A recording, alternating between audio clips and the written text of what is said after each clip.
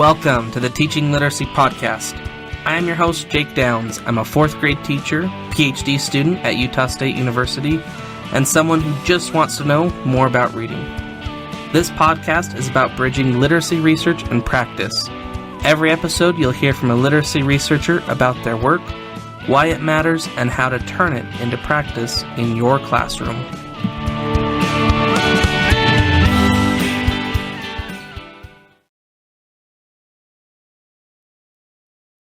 Welcome. This is episode 3 of the Teaching Literacy Podcast.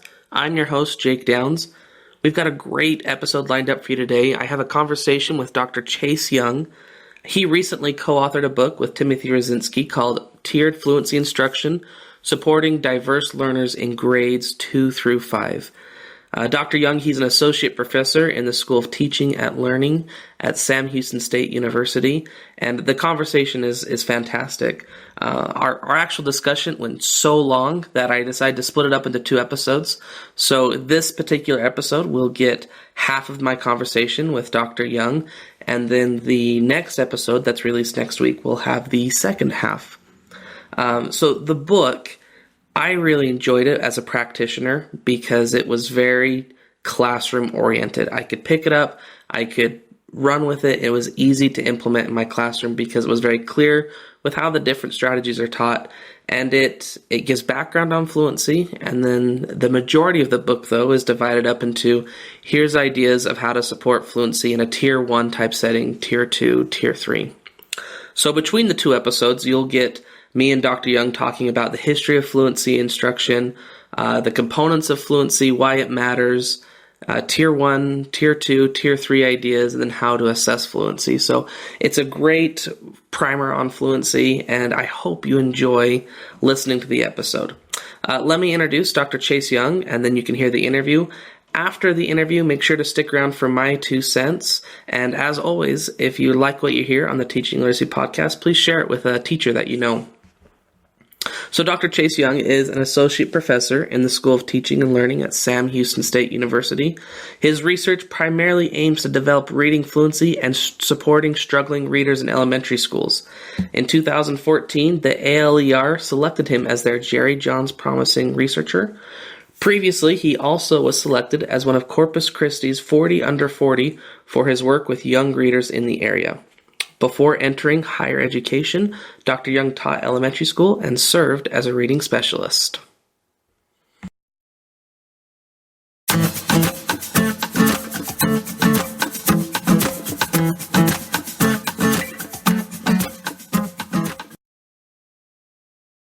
Dr. Chase Young, welcome to the Teaching Literacy Podcast. Thank you. Good to be here. You recently co-authored a book with Timothy Rasinski called Tiered Fluency Instruction, Supporting Diverse Learners in Grades 2 through 5. I'm curious, what initially drew you to doing research in the area of fluency? That's a good question. I guess when I was a classroom teacher, fluency instruction in my class was always my favorite. And some of the strategies and activities were also the students' favorite. So I guess just that positive experience in the classroom made me want to investigate it further and see if I could find new strategies, develop new strategies, activities, and that's here I am. Excellent. Can you give us some of the background and the history of fluency research and fluency instruction? Yeah, sure. It's the story of fluency is long and strange, and it's had its ups, its downs.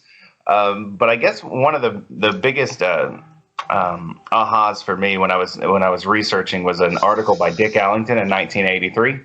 It's called "Fluency: The Neglected Reading Goal." And essentially, it's a very intuitive article, and it makes complete sense.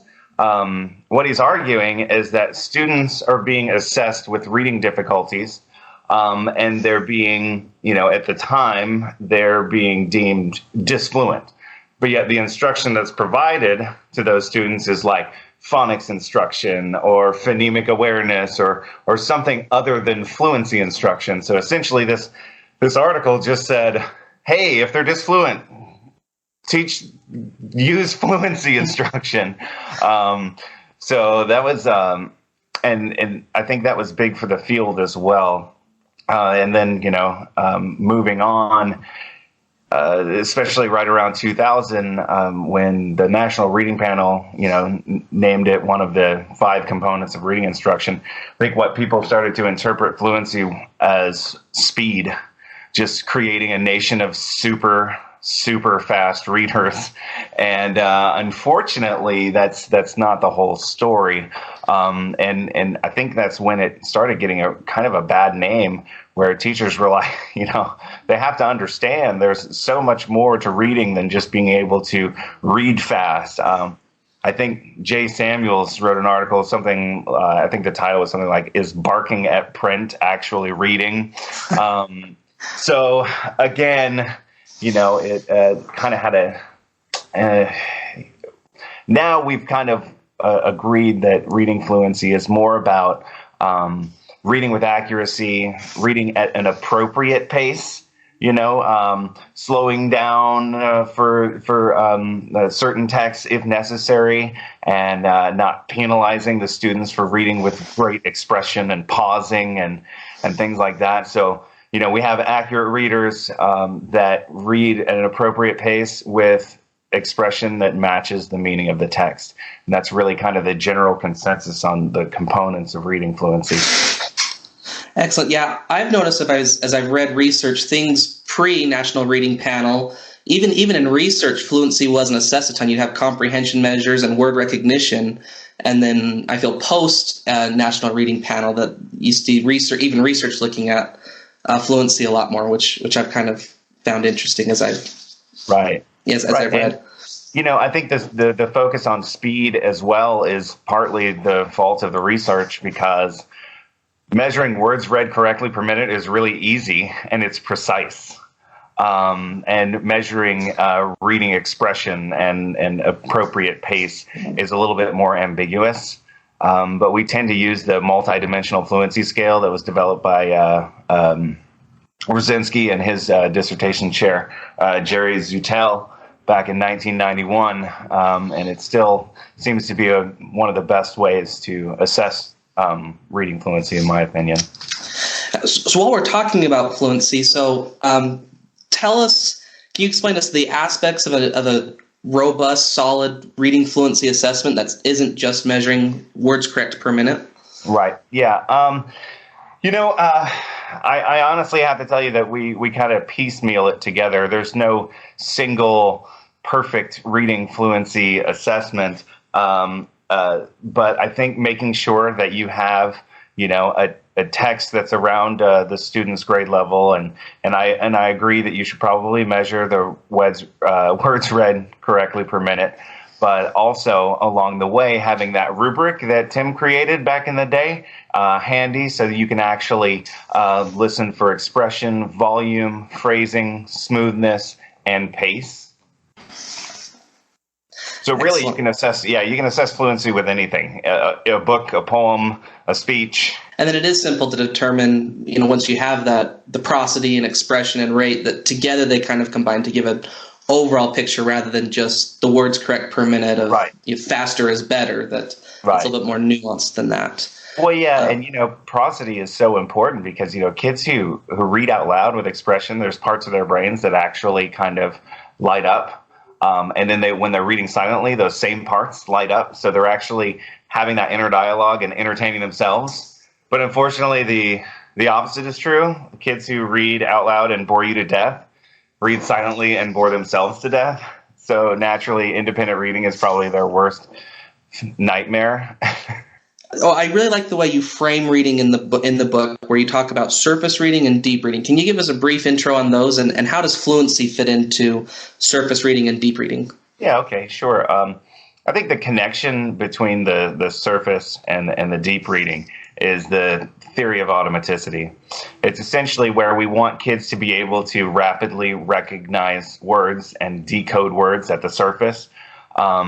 And limit their, once they become more automatic, they limit all that their cognitive energy, they're not using too much brain power, so that then all that cognition is freed for that deeper processes like thinking about reading and reading comprehension, which is essentially the main goal of reading. So once they get those, but sometimes, it's like an interactive compensatory approach, as Stanovich talked about it, where sometimes they do have to stop that focus on comprehension to actually decode and break down words, but then we want them to, quickly self-correct, move on, and continue thinking about the text. And that's some of that work is LaBerge and Samuels, right, with the cognitive resources. Excellent. Yes, 1974. It's still kicking. In the book, you spend different chapters walking through Tier 1 strategies for using fluency in the classroom, Tier 2, Tier 3. Can you give a brief overview of the tiered system? I'm sure many teachers are familiar with it. Just a brief overview, and then we can go into each one a bit more individually. Mm-hmm. The Tier 1 is mainly just your core curriculum, which is good for all students. And so they're designed to engage the entire class. And then in Tier 2, it's really for students that shows some difficulties with fluency. So we recommend meeting with those students in small groups in a Tier 2 type setting. And then Tier 3, just like in the RTI, is essentially the emergency level, where if we don't do something, it's dire, and we recommend, if at all possible, to work with those students on one-on-one, because really, without you, what do they have? A lot of times these are students that have not qualified for special education services, and they're just going to sit there on Tier 3 forever unless you take the time and use the research-based strategies to get them where they need to be. Because if not you, who? So let's go into each of the tiers individually, and you can speak to specific examples for each tier. So in Tier 1, it's fostering fluency in the whole group. It's aligned with your curriculum that you have, and certainly the standards that your state uses. And you mentioned that, and you talked about in the introduction that you love these whole group fluency Tier 1 type strategies because they can be highly engaging for students, fun for you as a teacher. But you also mentioned in the book that it can be easy to get sidetracked with the fun activities part rather than focusing on the instructional part. Can you speak to that and perhaps give some ideas of how to keep focused on the instruction while also maintaining the engagement aspect? Yeah, absolutely. And when I go and I train teachers or work with teachers, I have to remind them, I start out with theory and research, and I'm like, I'm sorry, I'm kind of a nerd, but this stuff is important because we have to stay true to the theory and the research. And the theories behind reading fluency are, the theory of automaticity, where, practice, practice, practice, practice. And some of the other underlying research is from J. Samuels in 79 as well. The method of repeated readings. It's the fact that they are reading something and practicing, just like you practice a trombone or dance or racquetball, whatever you're into. The more you do it, the better you're going to get. So we have to remind teachers that whatever changes or adjustments you make to these strategies that we offer, you want to make sure that they're still fundamentally practicing reading and that they're reading a lot. What's an example of a Tier 1 fluency instruction technique that teachers can use and some research behind it? Yeah, sure. I think one of our favorites and what we've been researching a lot lately in different contexts is reader's theater. And that's essentially where groups of students rehearse a text, which is often just a script of a popular children's book or a poem or any text. You could script a Wikipedia page of South Texas if you wanted to, and wouldn't be that engaging, but you could. So essentially, they rehearsed a script in groups for a week. and they perform it at the end of the week. And each day we ask that they have particular focus for each day. Like on Monday, the teacher reads all the script choices out loud, and then the students choose. They raise their hand and say, yeah, I love that one. I want to be in that group. And it's mainly just because they like it or because their best friend chose it, which is fine, I guess, as long as they're happy. And then, on day two, they kind of they get to select their parts and they rehearse and focus on word recognition, just knowing the words, because, I get this question a lot about scripts is, what about levels? And Tim and I agree, and some other researchers as well, that that's not the number one consideration in Reader's Theater. It's really about choice and offering quality text, because the kids get a chance to rehearse all week long. So on day two, don't be surprised when it's time to choose their parts, and that one student in your class, those 10 students in your class perhaps that are struggling with reading choose narrator one, or they want to be the king, or they want to be Skippy John Jones. They want to be the main parts. And, we speculate on why that is. And we believe it's because they have a whole week to practice. And for the first time in their lives, by Friday, when they're performing, they can stand up and sound like a great reader. And it's wonderful to see. It's a struggle at first, but eventually they get it. So that's where we see some of the motivation and confidence building aspect of Reader's Theater.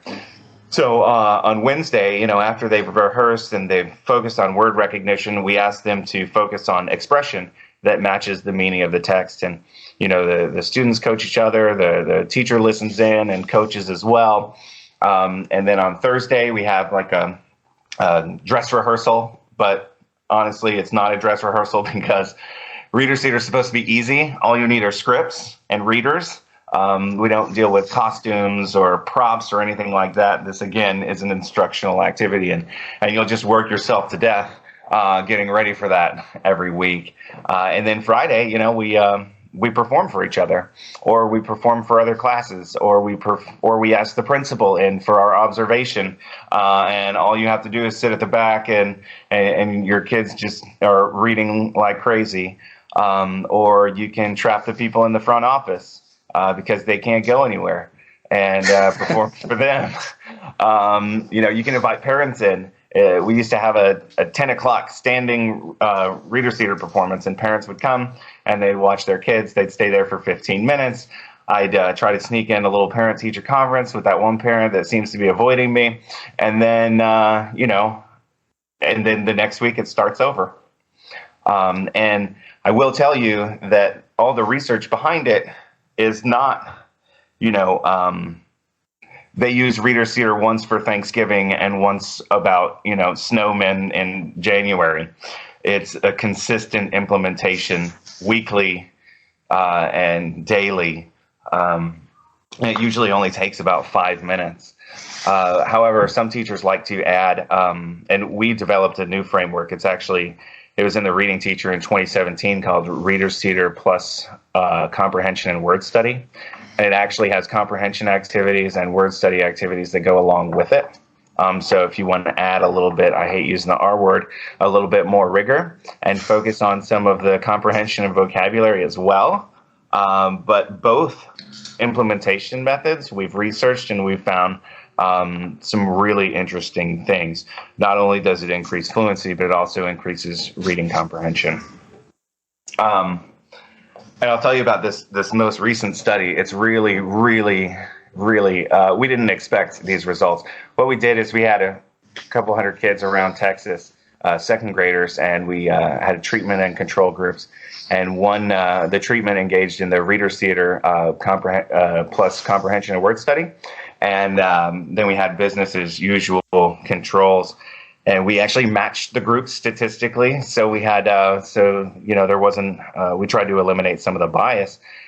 And we found out that, the kids in the treatment statistically significantly outperformed those in the control on the measure of reading comprehension, We used a standardized test called the Gates-McGinnity for pre and post testing on decoding word knowledge and reading comprehension. Now, okay, that was cool because we're like, okay, so this fluency stuff and this focus on fluency does actually, increase comprehension. But others have found that in the past over and over.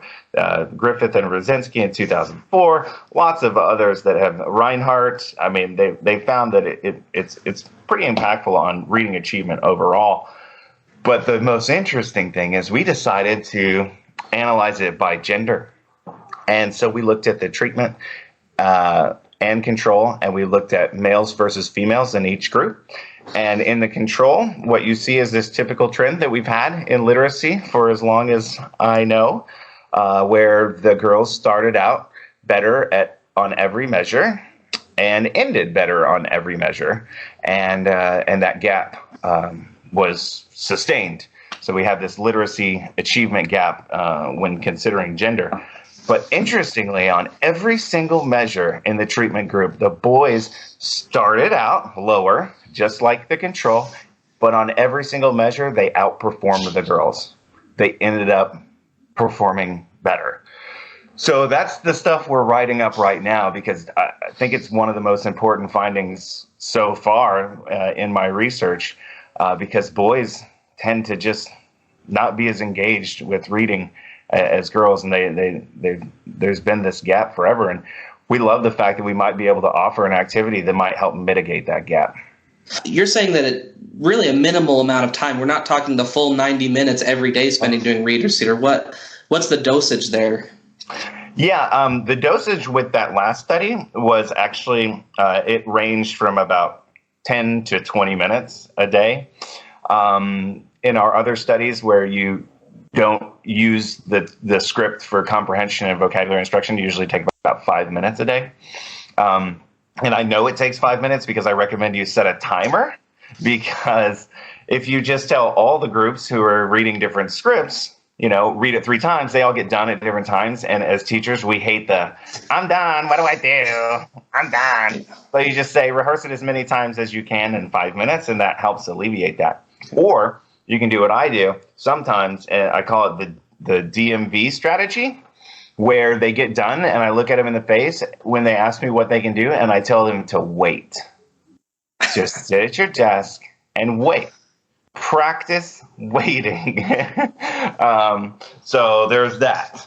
I know teachers are always looking for scripts. My website has a ton of them. Again, they're not leveled. So just pick them based on whether you think your kids will like them. But the website's thebestclass.org. And if you click on RT scripts, you'll find about 250 scripts that you can use, ranging from like alphabet scripts all the way to the Trial of Socrates. So there's something for pretty much every grade level in there. There's poetry, there's nonfiction, there's lots of popular children's books that have been scripted. Some are by my students that have scripted them, like the Burp Champion. I've also scripted some things for Christmas, and if you celebrate that, they have the shoot your eye out scene from A Christmas Story, as well as the flagpole scene. So there's plenty to choose from. Oh, nonfiction books like The Gas We Pass. Yep. A lot of engaging stuff there. That's excellent. Yeah. And the DMV strategy, that's a keeper. I'll put that in my repertoire. Yes.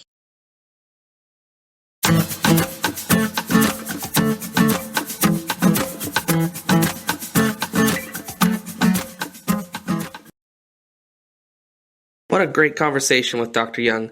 I appreciate the energy that he brings to talking about reading research. Here's my 2 cents from what we talked about.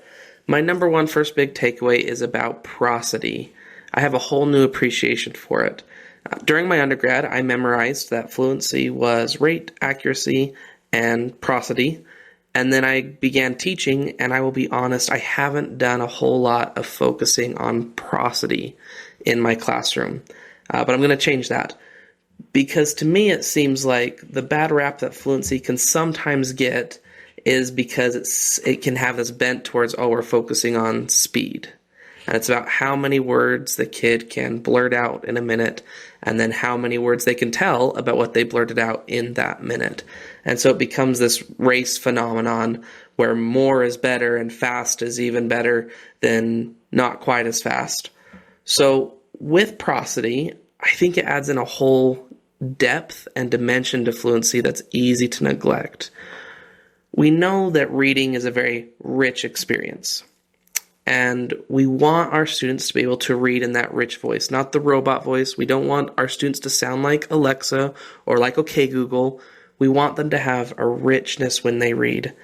And so modeling that prosody and finding ways to help students develop that prosody within the fluency scope, I think is very important. And so perhaps consider something like the multidimensional fluency scale to help us have a more well-rounded view of our students' fluency within our classroom. So that was my first big takeaway, was prosody. I'm not going to neglect it anymore. I'm going to start using it in my classroom better. My second big takeaway from talking with Dr. Young was reader's theater. As a teacher, I've never been big into reader's theater. I remember learning about the research base behind it during my undergrad, but I just haven't latched onto it. It's just kind of not my thing. But after reading Tiered Fluency Instruction and then talking with Dr. Young, I see reader's theater in a new light. That if it's something where I can help some of my struggling readers feel successful, and they can be in the spotlight in reading and feel successful with reading, even just for a few minutes, that's something that's worth a lot. So then not only are they getting potential fluency benefits from the repeated readings that they're doing and the focus on prosody, but they're also getting that successful experience with literacy, which is hard to measure, but we know that's important, that we need to have our students having positive experiences toward literature if we want them to continue to be literate individuals. So I enjoyed that, and the dosage factor really got me interested as well, saying that only 5 minutes a day they can do reader's theater. And I can see that. I can see if you have a really good system and a routine and it's a protocol that the students know this is how we do it every single day at the exact same time, I could see something like that happening in 5 minutes. But even if you doubled that, say in my classroom, can I find 10 minutes in the day to help my students feel successful with reading and to help my students have a fun, rich, authentic literary experience with fun text that you can get from thebestclass.org, Dr. Young's website? That's something that I think is worth my time. And so I see reader's theater in a new light. I get the vision of it. So that was a fantastic conversation with Dr. Young. I really appreciated him taking the time to talk with us. You can pick up the book on Amazon, through your local library, wherever you get your books. It's Tiered Fluency Instruction, Supporting Diverse Learners in Grades 2 through 5. This is part 1 of the discussion, so if you enjoyed our discussion this week, you've got to stick around for the next episode. In the next episode, we talk Tier 2 ideas, and then we get into Tier 3 of how to support students in developing more proficient fluency, and then we also talk about assessment of fluency. So, great conversation with Dr. Young. I really appreciate his time. And if you enjoyed today's episode, share it with a teacher that you know. You can find us on Twitter and Facebook. You can find us on teachingliteracypodcast.com. And as always, you can leave a review in Stitcher or iTunes to help support the show and get it in the hands of other teachers. Thank you for your time and for listening, and I will see you in the next week's episode.